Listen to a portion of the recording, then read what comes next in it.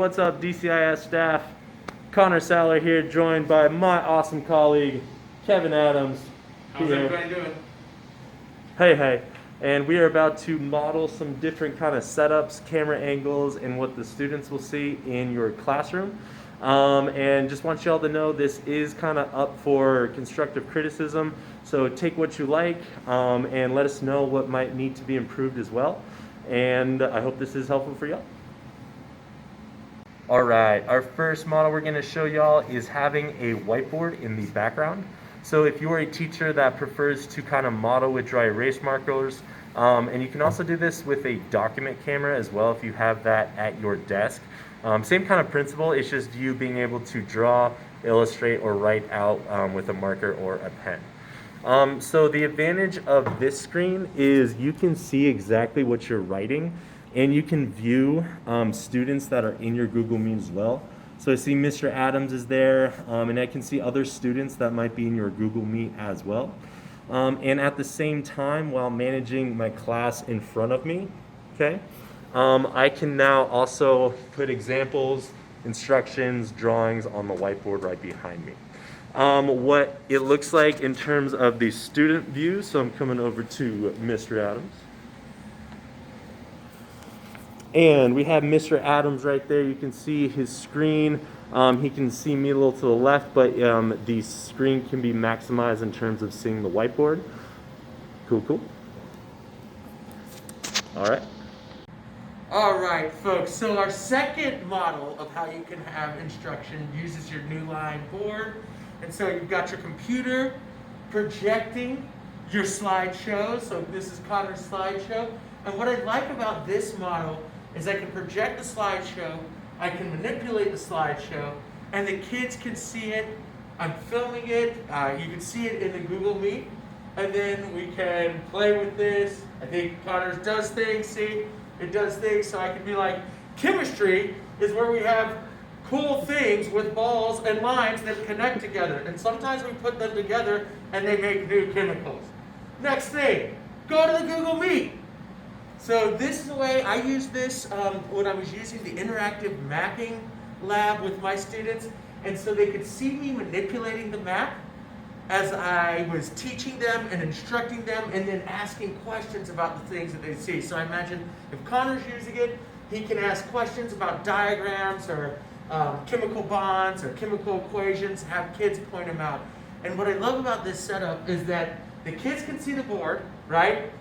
And then you can have your other computer, you can have the Google Meet, or you can go back and forth. If you're using a Chrome tab, you can keep this up here, and then you can have your Google Meet on your computer there. So I think this is another good model, and it allows you kind of move around, right? I can move around my classroom if kids need support. I can check in with others, maintaining that social distance, things like that, but then come back and still have this up here as the learning, right? And so whenever I'm teaching, I'm going to be up here to make sure that my voice is picked up by the microphone so that all my students hear. So that's model number 2, folks. All right, y'all, taking a look at our third model. I have my computer set up in a sort of diagonal way where my camera is facing kind of diagonally into the classroom. So it can film our lovely students at each table. And what the students can actually see from our Google presentation, I'm going to kind of come over here and kind of show. So they can actually see the students in the classroom as well as their tables, their peers. So you can kind of see the, I guess, academic setting of our classroom. And what I like about this too is when students are viewing from home, they can see the teacher as well as their classmates in the classroom as well. So if you're someone that wants to be a little more inclusive in terms of students being able to see in-person students as well as remote students, I can see my Google Meet students, I can see our students in the classroom as well, and you can see the instructor doing instruction as well. This is where doing a duplicate screen might be helpful. If you want to present something on your smartboard, you can either present straight up on what your screen is our screen. So view, present, okay? and you can have that screen up there. But if you'd like to have something else on your whiteboard, this is where you can do an extend display. So let me just change that real quick.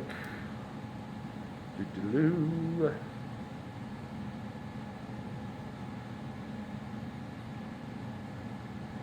Awesome. Thank you so much for your patience, y'all.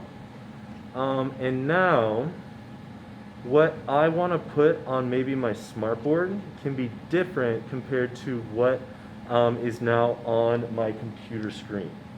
So, if I go to my smartboard, I now have my presentation maximized right here. When I go back to my computer now, though, I now have a separate screen where maybe I can be talking to students. So this gives you a little bit of differentiation in terms of what do my students want to see with our smartboard present right here, and what do I need to be showing or presenting with my computer as well. Keep in mind when I'm still up here, okay? Project to go and grab that phone. Gotcha. Yeah, sure. Hopefully y'all can still see me. You can still see the class. And you really can't see what I'm presenting on my screen. But that's where you can decide if you want to present something on your other screen when you extend displays. It's an opportunity for you to show your kids at home something. It's an opportunity for your kids in person to see something, while all at the same time being present with both screens. Yep. Yeah, and I think also like to have the Google Meet maybe going over there, presentation up here, or you could share that screen, share it. But I think there's a lot of options with this one. Absolutely. A lot of cool options to make it more like a traditional classroom feel, where students could see each other. You'll know if I'm raising my hand or things like that. Awesome. Thank you so much.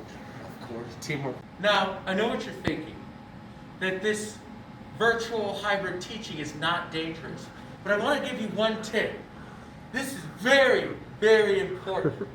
You're going to notice that we've got a lot of cords, and the more you hook up, you've got your new line panel hooked to your computer. And as you're moving around, we know we get in habits, we might need to grab something. So you want to watch these cords to make sure that you don't trip over them. So you're going to have cords all over, so be smart about how you're placing your cords. Your new line panel has cord options on both sides. Some are a little longer, some are shorter. We've also got these great rolling tables that we might use. So keep that in mind. There's kind of showing you an example of the rolling table. But again, some of these things can help us move. But I think you want to make sure that you plan. This is some of the easy parts. But how are your cords looking? Right? Because this is dangerous. The fire marshal would be very upset. The fire marshal would... All right, class, and to review today's afternoon activity, I'd like you to take a look at our smartboard here. Oh my God, mister, my computer's dying. I don't have my charger. I didn't bring my charger. What do I do, mister? What do I do? Mister! Mr. Adams, I got you, man. We have charging stations all around our room. I have set up 4 different charging stations with tables and chairs next to them. So, Mr. Adams, why don't you come back here, get your computer charged up, ready to go. So, thank you for social distancing. Thank you, mister. Thank you so much. Thank you. Charger. Oh, you're the best. Oh, you thought of everything. I got chargers. Do we got snacks? No snacks. So yeah, we thought about a speed bump might be having students need to charge their Chromebooks or computers around the room. So just having a place where they can distance themselves from other students, either in like the corners of the room, or if you have like an extension cord with multiple outlets might help you as well. But still just something to be mindful and aware of. Thank you so much for watching Kevin and I's video. We really hope that this video can start some really good conversations in terms of how we're planning for in-person learning. We know there's going to be speed bumps, there's sometimes be breakdowns as well, but we really hope that this can just help maybe produce some creativity amongst our staff in terms of how we roll out our lessons to our remote learners and our in-person learners as well. Thank you so much for watching our video. Have a wonderful week, and I will see you guys soon.